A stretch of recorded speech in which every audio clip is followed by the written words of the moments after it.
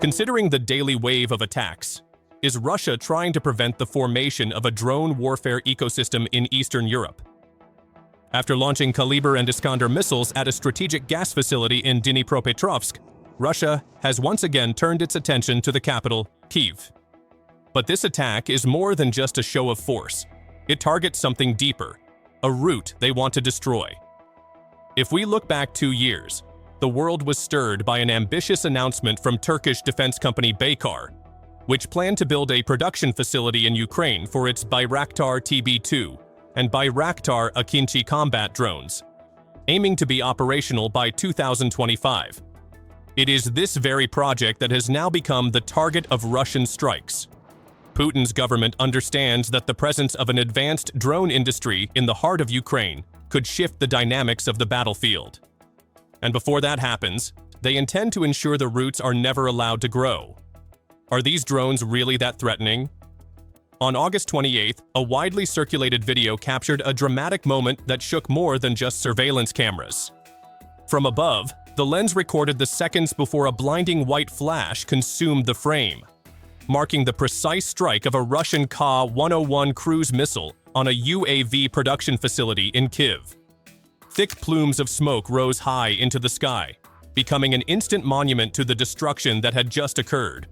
Before the shock from the first explosion had even settled, a second blast followed shortly after. Another recording showed an Iskander K ballistic missile hurtling toward the headquarters of the famous TB2 UAV manufacturing company.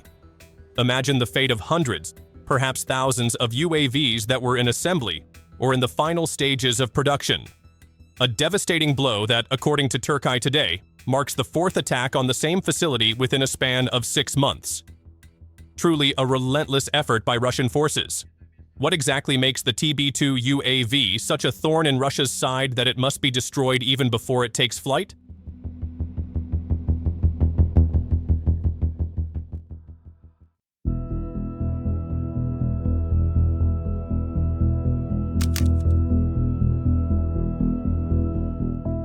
The Bayraktar TB2, produced by the Turkish company Bayraktar, has proven to be an extremely valuable asset for the Ukrainian armed forces. This long-endurance, medium-altitude tactical combat drone is capable of carrying out reconnaissance, surveillance, and precision strike missions. Equipped with electro-optical, infrared, and laser designator systems, the TB2 can identify targets with high accuracy and launch MAM-L or MAM-C smart missiles.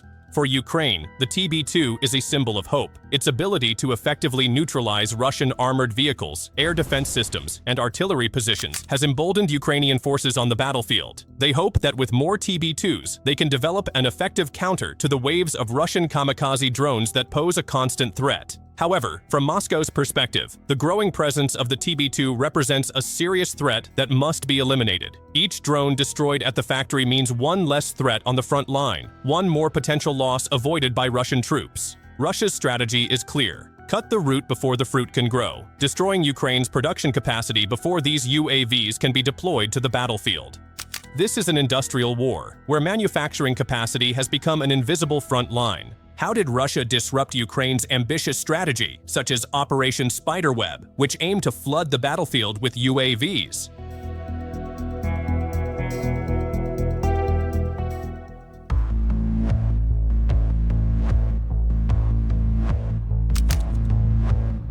Moscow understood that relying solely on passive defense was not enough. They had to be proactive, attacking the source.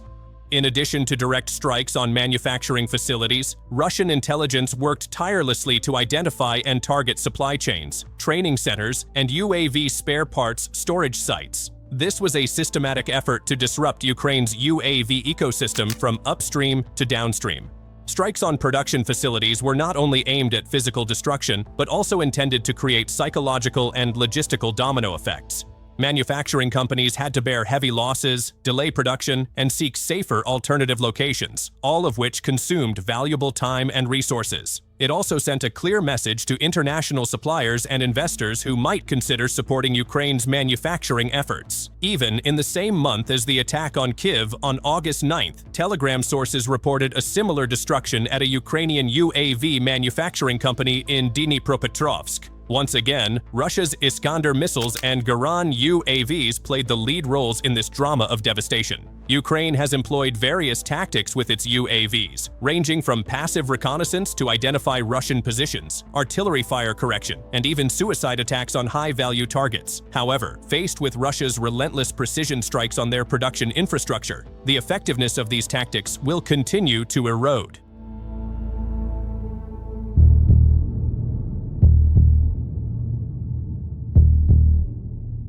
Igor Zinkovich, a member of the Lviv City Council, made a statement about the attack on Kyiv that sounded highly optimistic from Ukraine's perspective. He acknowledged 2 massive strikes that caused serious damage, but emphasized that companies continue to invest, train staff, and prepare for production. Most of the facilities are nearly ready, and key personnel have completed their training. This was already the 4th strike on the factory in the last 6 months, a heroic narrative. But the reality on the ground tells a different story. In fact, the Bayraktar TB2 would never get the chance to face Russian kamikaze UAVs on the front line if their factories were continually being hit with deadly precision.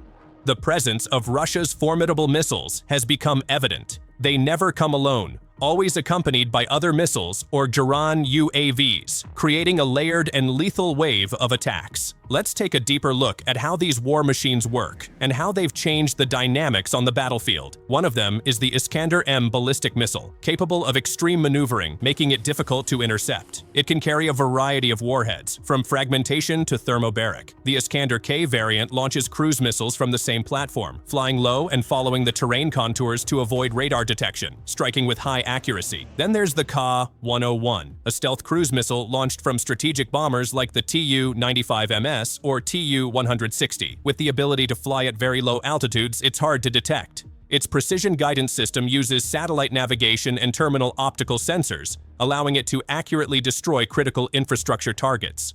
On the other hand, Russia also employs the Geran, a weapon designed to strike targets directly and explode on impact. Due to its low cost and ease of production, the Geran is deployed in large numbers to overwhelm air defenses. Despite flying slowly, its small size and low altitude make it difficult for radar to detect, making it effective in weakening enemy anti-aircraft systems. The success of these strikes shows how Russia has mastered the art of precision warfare, focusing on destroying the enemy's capabilities at their source.